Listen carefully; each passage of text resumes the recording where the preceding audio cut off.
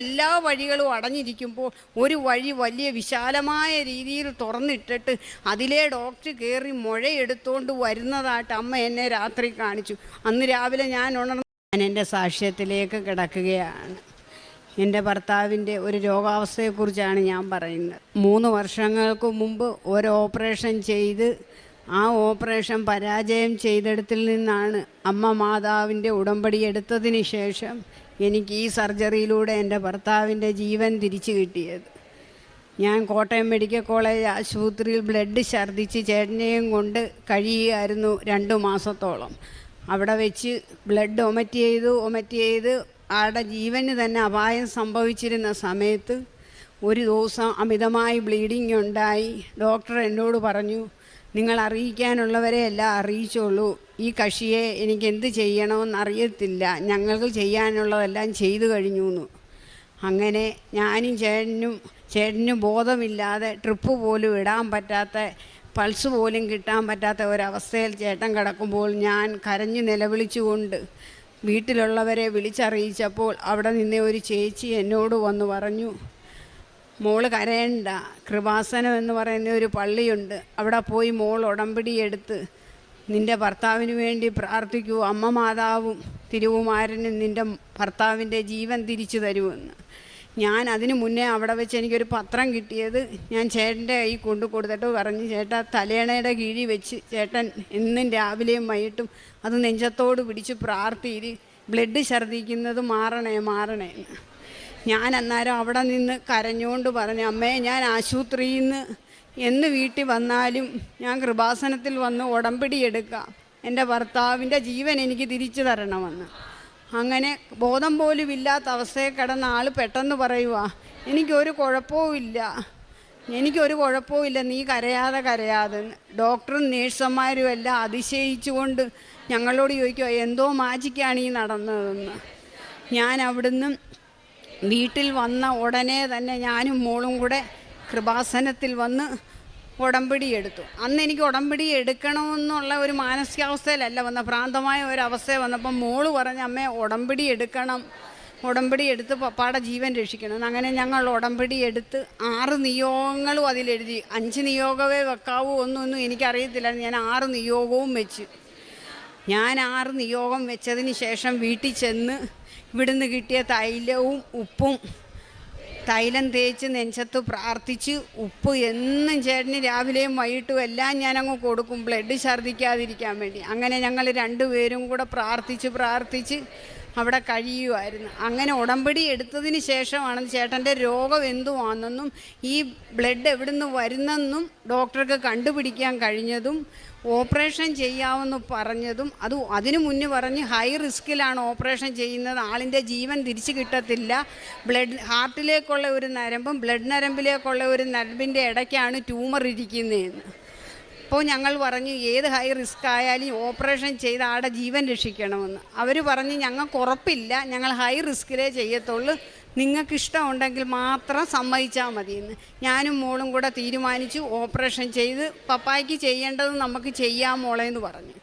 അങ്ങനെ ഞാൻ ഉടമ്പടി എടുത്തതിന് ശേഷമാണ് ഈ രോഗം എവിടുന്നാണെന്നും ഈ രോഗം ആ ട്യൂമറിൻ്റെ അടുക്കൽ ഒരു നരമ്പ് പൊട്ടിയാണ് ബ്ലഡ് ഒമറ്റ് ചെയ്യുന്നതെന്ന് ഡോക്ടർക്ക് മനസ്സിലായത്. അങ്ങനെ ഡോക്ടർമാർ ഓപ്പറേഷത്തിന് സംഭവിക്കുകയും ഞാൻ ഓപ്പറേഷത്തിന് താമസം വന്നപ്പം കാശ് രൂപം കൊണ്ടുപോയി ആശുപത്രി സൂപ്രണ്ടിന് കൊടുക്കേണ്ട പേപ്പറിൽ വെച്ച് പ്രാർത്ഥിച്ച് മാതാവിനോടും തിരുകുമാരനോടും പറഞ്ഞ് എത്രയും പെട്ടെന്ന് എൻ്റെ ചേട്ടനെ ഓപ്പറേഷൻ ചെയ്യണം, 10 പേരുടെ ബ്ലഡാണ് കുത്തിയിട്ട് സർജറിക്ക് അവർ വീട്ടിലോട്ട് വിട്ടേക്കുന്നത്, ഇനിയൊന്ന് ഒമറ്റ് ചെയ്താൽ ഓപ്പറേഷൻ ചെയ്യത്തില്ലെന്ന് പറഞ്ഞു. അവിടെ നിന്ന് ഞാൻ പ്രാർത്ഥിച്ചിട്ട് വന്നതിൻ്റെ 5-ാം ദിവസം എന്നെ ആശുപത്രിയിൽ നിന്ന് വിളിക്കുന്നു സർജറിക്ക് വരാൻ.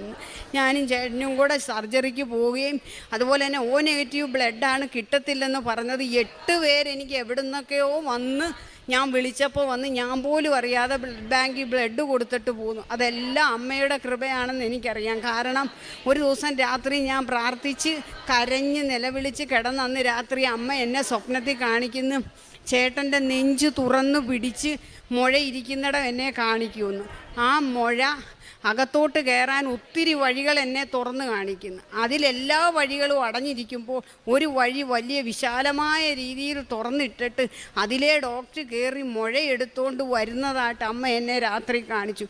അന്ന് രാവിലെ ഞാൻ ഉണർന്ന് പ്രാർത്ഥിച്ചിട്ട് ചേട്ടനോട് പറഞ്ഞു, ചേട്ടൻ നമുക്ക് വിഷമിക്കേണ്ട, അമ്മ നമ്മുടെ കാര്യം ഏറ്റെടുത്തെന്ന് തോന്നുന്നുണ്ട്. കാരണം ചേട്ടൻ്റെ നെഞ്ച് തുറന്നു വെച്ച് ചേട്ടൻ്റെ മുഴ എന്നെ സ്വപ്നത്തിൽ കാണിച്ചു അതെടുക്കാൻ പറ്റുമെന്ന്. അങ്ങനെ ഞങ്ങൾ ആശുപത്രി ഓപ്പറേഷത്തിന് ചെന്നു. ഓപ്പറേഷത്തിന് ചെല്ലുമ്പോഴും ഞാൻ കാശ് രൂപവും എണ്ണയും തേച്ച് ഉപ്പും കൊടുത്ത് എന്നും പ്രാർത്ഥിക്കും. എപ്പോഴും അങ്ങ് പ്രാർത്ഥനയുള്ളൂ. പുറത്തും നെഞ്ചത്തും കാശ് രൂപം വെച്ച് അങ്ങ് പ്രാർത്ഥിക്കും. കാരണം ഇനിയൊന്നും ബ്ലഡ് ഛർദ്ദിച്ചാൽ ചേട്ടന് ഒന്നും ചെയ്യാൻ പറ്റത്തില്ലെന്ന് ഡോക്ടർ പറഞ്ഞു. അതിന് മുന്നേ ഡോക്ടർ ഞങ്ങളോടൊരു കാര്യം പറഞ്ഞു, ഈ ഓപ്പറേഷൻ ചെയ്യുമ്പോൾ ആളെ ജീവനോടെ കിട്ടുമെന്നോ ഈ ആൾ പഴയ രീതി വരുമെന്നോ കോമാ സ്റ്റേജിലാവും, തലയിലോട്ടുള്ള ഒരു ബ്ലഡ് നരമ്പുണ്ട്, അതിനെന്തെങ്കിലും സംഭവിച്ചാൽ ആളെ തിരിച്ചു തരാൻ പറ്റത്തില്ലെന്നും പറഞ്ഞിരുന്നു. ഞാൻ ഈ എല്ലാ കാര്യങ്ങളും ഞാൻ ഉടമ്പടിയിൽ ഇത് വെച്ചിരുന്നു.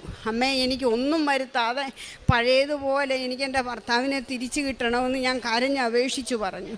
അങ്ങനെ അമ്മ എൻ്റെ പ്രാർത്ഥന കേട്ട് ഞാൻ കരഞ്ഞു വിളിച്ചതിൻ്റെ ഫലമായിട്ട് ഓപ്പറേഷൻ ചെയ്യാൻ കയറിയ ഡോക്ടർ ഓപ്പറേഷൻ ചെയ്തിട്ട് പറഞ്ഞ്, ഈ മുഴ ഞങ്ങൾക്ക് എടുക്കാൻ ഒരു പ്രയാസവും ഇല്ലായിരുന്നു. ഞങ്ങൾ ഫ്രണ്ട് തന്നെ തുറന്ന് കയറി മുഴയെടുത്ത് അതിലൊരു കുഴപ്പവും പറ്റിയില്ല. ബ്ലഡ് നരമ്പ് പൊട്ടിയിരുന്ന നരമ്പും അതെടുത്തു മാറ്റി. ഓപ്പറേഷൻ എല്ലാം വിജയിച്ചു. അന്നേരം ഞാൻ അവിടെ നിന്നിരുന്ന് ഓപ്പറേഷത്തിന് കയറ്റിയപ്പോഴും ഞാൻ കാശ് രൂപം വെച്ച് ഒറ്റയ്ക്ക് ഇരുന്ന് ഞാൻ 1 മണി വരെ ചേട്ടൻ്റെ സർജറിക്ക് മണിക്കൂറുകളെടുത്ത് അവിടെ ഇരുന്ന് ഞാൻ ICUയുടെ മുന്നിലിരുന്ന് പ്രാർത്ഥിച്ച് അമ്മേ, ഓപ്പറേഷൻ ഒന്ന് ചെയ്തത് അമ്മേ, ഇനി എനിക്ക് കഴിവില്ല. രണ്ടാമത് ഓപ്പറേഷൻ ചെയ്യുമ്പോൾ ആളിന് എന്തെങ്കിലും കുഴപ്പമായി എനിക്ക് ആരുമില്ല, ഒരു കുഞ്ഞും ഞാനും മാത്രമേ ഉള്ളൂ, അമ്മ എന്നെ രക്ഷിക്കണമെന്ന് പറഞ്ഞു. ഞാൻ കരഞ്ഞു വിളിച്ച ഈ എല്ലാ പ്രാർത്ഥനയും എൻ്റെ അമ്മ എന്ത് ഞാൻ പറഞ്ഞിട്ടുണ്ടോ അതെല്ലാം ഞാൻ അന്ന് ഉടമ്പടി വെക്കാൻ നേരത്ത് ഈ മുഴയെടുത്താൽ ഈ മുഴ ഒരു ക്യാൻസർ പോലുള്ള അസുഖം ആകണമെന്ന് പോലും ഞാൻ അതിനകത്ത് ആകരുതേന്ന് പോലും ഞാൻ പ്രാർത്ഥിച്ചില്ല. കാരണം എനിക്ക് എന്ത് എഴുതണമെന്ന് അറിയത്തില്ലായിരുന്നു. അപ്പം ഓപ്പറേഷൻ കഴിഞ്ഞ് മുഴയെടുത്ത് തന്നപ്പോൾ ഇത്രയും ഒരു മുഴയ്ക്കകത്ത് എന്തെങ്കിലും കാണുമോ എന്നുള്ള ഒരു ടെൻഷൻ എൻ്റെ മനസ്സിനെ വല്ലാതെ അലട്ടി തുടങ്ങി. ഞാനപ്പോൾ അവിടെ നിന്ന് അത് ബയോപ്സിക്ക് അയക്കാൻ ഞാനതൊരു കൊണ്ടുപോയപ്പോൾ അവിടുത്തെ ടൈം കഴിഞ്ഞെന്ന് പറഞ്ഞു. ഞാനത് കൊണ്ടുവന്ന് ഞാൻ കിടക്കുന്ന തലക്കീഴി കൊണ്ടുവച്ചിട്ട് പ്രാർത്ഥിച്ച് എണ്ണ തേച്ച് ഞാൻ വിശ്വാസ പ്രമാണം ചൊല്ലിയിട്ട് പറഞ്ഞു, അമ്മേ, ഞാൻ ഉടമ്പടിയിൽ ഈ കാര്യം വെച്ചില്ല. അന്നത്തെ അവസ്ഥയിൽ എനിക്കതൊന്നും വെക്കാൻ തോന്നിയില്ല. ഇത് ബയോപ്സിക്ക് അയക്കുമ്പോൾ ഈ മുഴയ്ക്ക് ഒരു കുഴപ്പവും വരല്ലേ എന്ന് പ്രാർത്ഥിച്ചു. കുരിശു വരച്ചാണ് ഞാൻ പ്രാർത്ഥിച്ചത്.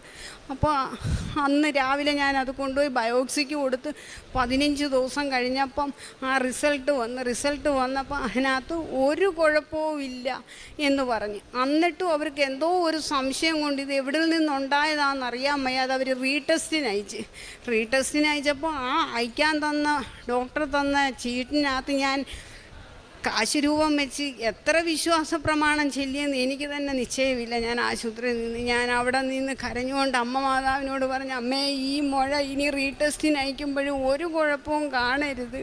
എൻ്റെ ഭർത്താവിനെ എനിക്ക് ജീവനോടെ തിരിച്ചു തന്ന അമ്മ ഇതിലും എന്നെ രക്ഷിക്കണമെന്ന് പറഞ്ഞു. ഉടമ്പടി വെക്കാത്ത കാര്യം പോലും എൻ്റെ അമ്മ അതിലും എന്നെ കേട്ട് റിസൾട്ട് വന്നപ്പോൾ ഡോക്ടർ പറഞ്ഞു, ഇനി ഒരു കുഴപ്പവും ഇല്ല, ഇത് നരമ്പിൽ നിന്ന് വന്ന ഒരു മുഴയാണ്.